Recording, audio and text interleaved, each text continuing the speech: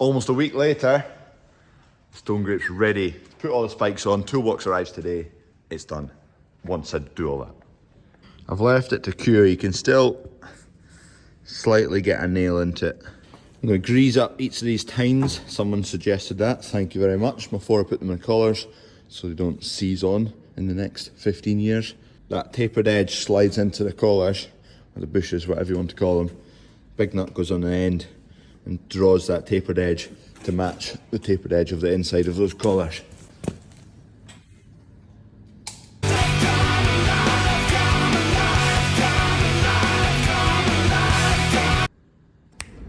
It's coming to life. Draw the tines up, make sure they're all bang square. Hoping I have a key big enough for these. There's two right here. Perfect.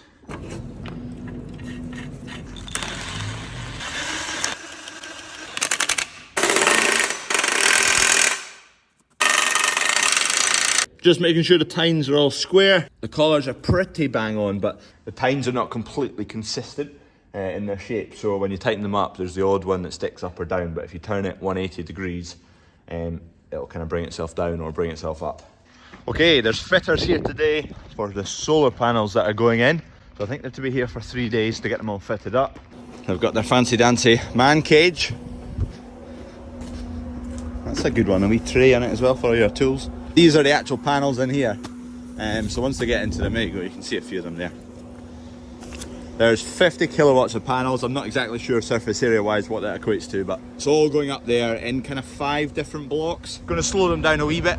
They didn't realise it was all in separate blocks rather than one big unit. If it was one big unit, they'd probably get it all done in 3 days, but they think it'll be more like 4.5, 5 days, but they'll know a bit more once they get moving. We're about to go and start combining now at about 1 o'clock. Dad's away, unfortunately, to a funeral, but we'll get going at 1 o'clock. Crack on! All the wheat's done now, happy days. Here's all the fittings, there's an big inverter in there.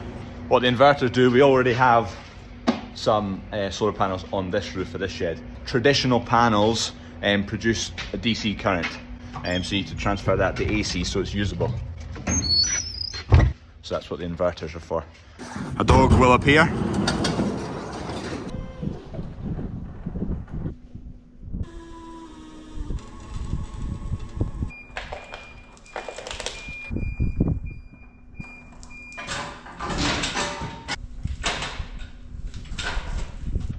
It's a bit of a squeeze.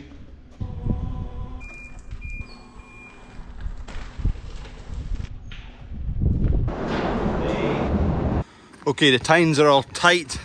They're all straight-ish. There's a couple which are a fraction out. Oh, there's that one in the middle that's going to annoy me actually. I need to move it. This one needs shifted a tiny bit. It's lying low. And then there's another one. That one's a bit high and that one's a bit low. Bring that one up, bring that one down a touch.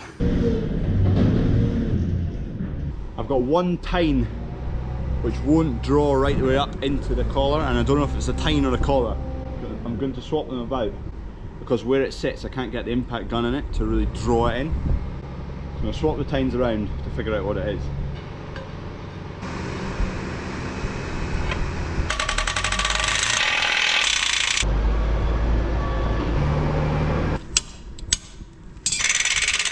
I've realised something I could have improved. If I was going to build this again, should have shifted these weights in a couple of inches so the U-shaped guard would fit, it would slot over the top in a upside down U-shape, an N shape, and then just a bit of a pin through there to hold it on. That would have been a good design. If I did it again, that's what I would do. Right, we'll nip this round to a concrete bit of yard. Don't know if there's any tractors here at the moment. Might be one. I'll get it on the front of the tractor. What was going to be a few-day project, as per usual, turned into a month-long project, which is actually quite good for me. Not a year-long project or years-long. Spring barley, we've kept some separate from another pile because they're off different fields. Same variety, and normally it'd be a big heap. But there's a lot of issues with skinning this year. We don't know what the skinning tolerances are from the grain merchants. Some are saying 10%, some are saying 15% skinnings, as in what they would accept up to a tolerance of that. So we're keeping fields separate just in case there is some discrepancy in the fields as well. We end up over tolerances, we might have other fields that are under tolerance, so we're just figuring that out at the moment. It might end up being a bit tricky. Without weights, this forklift makes it just shy of 600 kilo. And I've got space for 540 kilos worth of weights. So we're absolutely fine for weight. I probably won't put all those weights on because there's a toolbox to go in which will have a bit of plough metal in it. There'll be another 50 kilo of plough metal and tools and spanners in it. So I'll shoot for a ton, try it, and if we need more weight we can add more weight. If it's too much we can take it down a bit. When I'm talking about skinnings, if you can make that out, the skin is not fully adhered to the seed, and that has an effect on the germination, and maltsters don't like it. So they set a maximum skinning level, percentage-wise, within the crop that they will accept. There's a lot of variation in there of skinnings. So, caused by intermittent wet and dry spells, your combine settings, if it's a bit too harsh going through the threshing drums, can increase your skinning percentages. But it's mostly the weather this year, and everyone's kind of in the same boat of quite a lot of skinnings. So the thresholds will go up this year because the maltsters don't have a choice to pick from. Right, so we're going to go and hack down some barley. It's not great percentage wise, but nothing has been this year. Dunk's been out subsoiling here, so I'm just going to take this tractor back down to the yard, get the subsoiler off, get the stone grape off the front, and get a trailer on that's down at the yard. Kev's out disking at the moment. So all that was our stubble, it's getting disked. That's what we do. Disk it once, let it dry out a wee bit. Hopefully some of the slugs die off.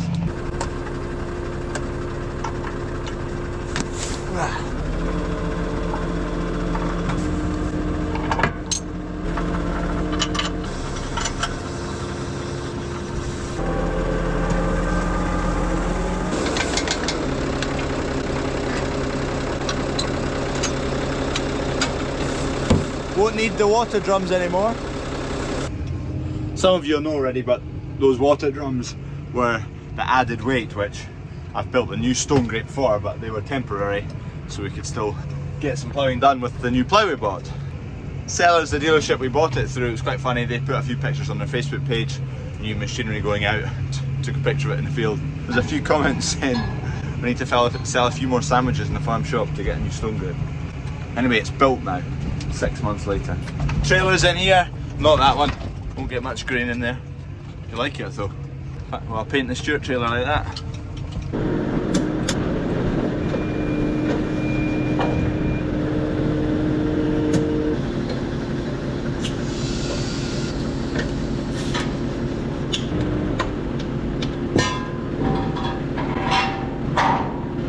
Good to go.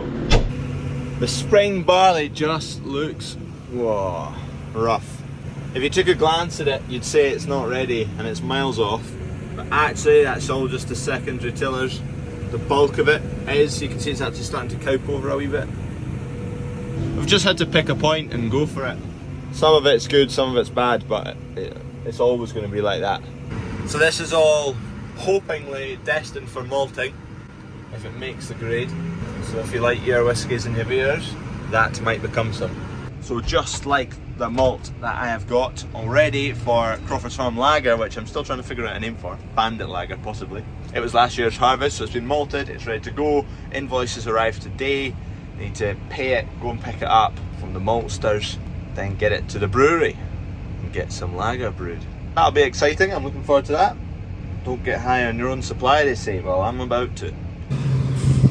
Straw, it's not bailable right now, but it's not that bad. There's a bit of moisture to it, but it's fairly dead and brittle. But you come and have a look in the crop, it's not good viewing. So you can see it's very hairy still, as in the heads haven't brackled over, or some of them have, but a lot of them haven't. There's a lot of tiny wee heads, look at that, hardly any peas on that. You look further down and the main heads that have brackled, the first tillers, they've got a decent sized head.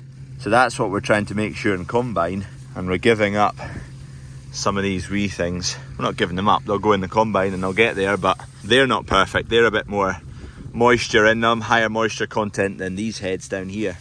Moisture content in these will be mid-teens. We have a bite. Yeah, mid-teens, pretty good moisture content. Good full peas, good full head, wee bit of skinning maybe. But then the wee heads, the secondary tillers that make the field look horrific, yeah, above 20%. and they're a lot smaller peas. There's less peas, there's more moisture. There's a better visual image for you. So that is a tiller that has come early on, and this is a secondary tiller. Pea size, significantly bigger on the main first tillers. The later tillering head has got a lot smaller peas. Moisture content from the peas on the big head is it's somewhere, but I think it's about 15. I've not tested it, but it seems about 15. And then on the wee head on the left there, you're talking 19, 20, 21, thereabouts. If you're going by tonnage and weight, you'll need 3 of these wee heads to match that big head, because the peas are a lot bigger as well as there being a lot more of them. Although it looks like there's a lot you're taking the mick out of and not giving a good chance, all of these heads are down below and they're worth more money. The more tonnage we can get out the field in decent order, the better we do on the farm. So that's the decision that has to be made, these ones versus these ones. First load in, I'll quickly test it, put the grain dryer on. Laurie's just been in to drop off some winter wheat seed from Dod's Seed. Auto start. All good, that's that done. Moisture meter. The average will be, won't be too bad, it'll be 18. Whoa, grim. I'll do one more, but it's not gonna help. Yep, brilliant. So about 19.5. Last wee dribble, and then we'll get the combine shifted back to yard 1. We can start hacking down crop there. So that's yard 4's wiped out, yard 2's wiped out, yard 3, which is where we are right now. There's one more wee field of seed of spring barley.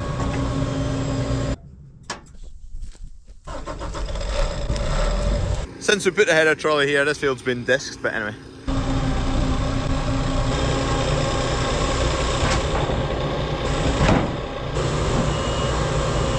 Dunk's just heading round the disked ground so he doesn't have to come onto this is a new tarmac road, it's not ours either. Keep the combine off it as much as possible. Quick pit stop for fuel and then we'll keep motoring on to the next field. Bit of diesel, bit of AdBlue. And we're thankful that's the direction we came from. Dad went and got the header and it was just about raining. It's coming this way, so I don't know whether we'll get going here for long, but at least we've got that all done now. We can stick at this yard for a few days. Ready to go again. 700-800 litres later of diesel. We're just going 500 metres up the yard and over the road, and that's us into the field. That's the Harborough mixer wagon down there. While all that's happening, I had a delivery. A big old box. There's a toolbox in here. It's a belter. What's in the box?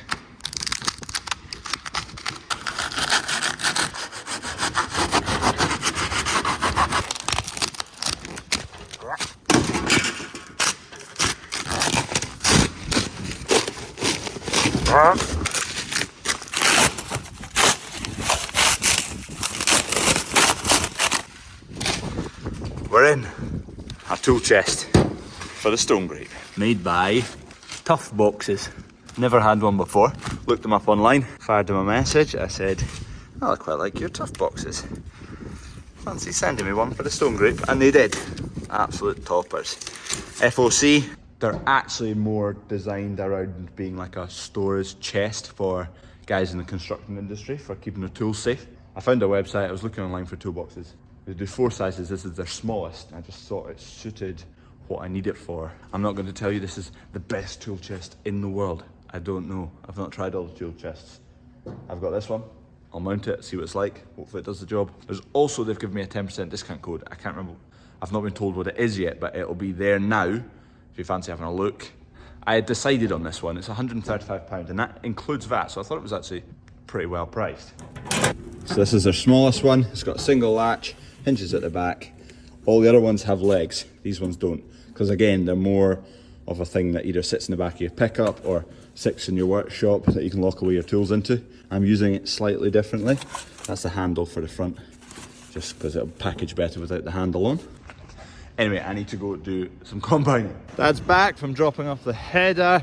I'm gonna jump in this blue machine and cart some barley. I think we just made it out in time along there anyway. It's gloomy. Oh, we'll get to see the digger again. We've not seen the digger for a while. I packed it up here a couple of months ago and it's not moved since. We've got a fair few jobs lined up for it actually. once we get through harvest and through sowing. Get back onto that machine. Weren't thinking this field was that right, but actually when you come up this top end of the field, it's looking a lot better than down the bottom end. Most of the crop you can see there, apart from the tram lines, which is normal. This is a seed crop, can't spray it off. The heads are all falling over. Let's get this tested.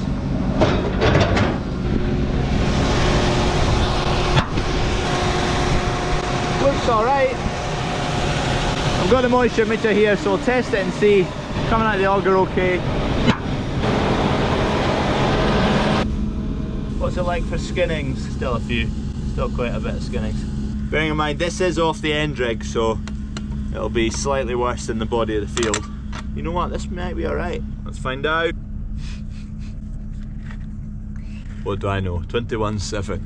19.7. I don't think it's going to matter what this says. The rain's coming.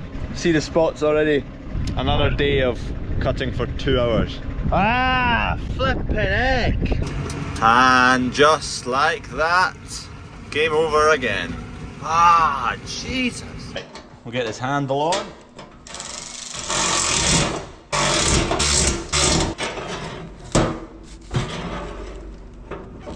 I think I might be able to fit it in the gap here. So I kind of checked all the measurements. I'll need to mount it forward a wee bit so that can open. Oh, made to measure. I have roughly checked, but obviously I want to put it on a tractor and just check all this functions fine. But basically, I need to mount that box out from the stone grate, the width of the lid, so that it can open fine. Chuck all your bits and bobs in there. Because I did originally think about a skinny, narrower toolbox along the back here. I couldn't really find anything, and it was getting a bit narrow in between here and where the tyre's good to sit. I quite like these as well, and it fits in there quite nicely, so that's what we've gone for. So I just need to make up a couple of brackets. I'll just take 2 L's down there and across the bottom, down and across, and then bolt it through the bottom. There's bolt holes in the bottom of this already. There you go, 1, 2, 3, 4. I'll mount it on there with the brackets. They line up bang on with this steel. The lock, I'm not desperately needing the locking feature. It's just going to have a set of plough points in it, a hammer, a set of spanners. Not like it's going to have loads of expensive power tools in it. But it's good to look the part once that's mounted in place. Only thing to add now, well, once I've mounted that, is weights over there, weights over there. For a dodgy agri welder, I'm pretty chuffed with that. Let me know what you think. Put your orders in now, lead time 2.5 years, at least. It takes me 6 months to get my own one done. How long is it going to take me to get someone else's done? If you've not already subscribed, please subscribe. We're almost at 20,000. That's the goal for before harvest ends. So we might get there. If all of you watching who haven't subscribed, just go and click subscribe. It is free. It puts a smile on my face. Cheers. See you tomorrow.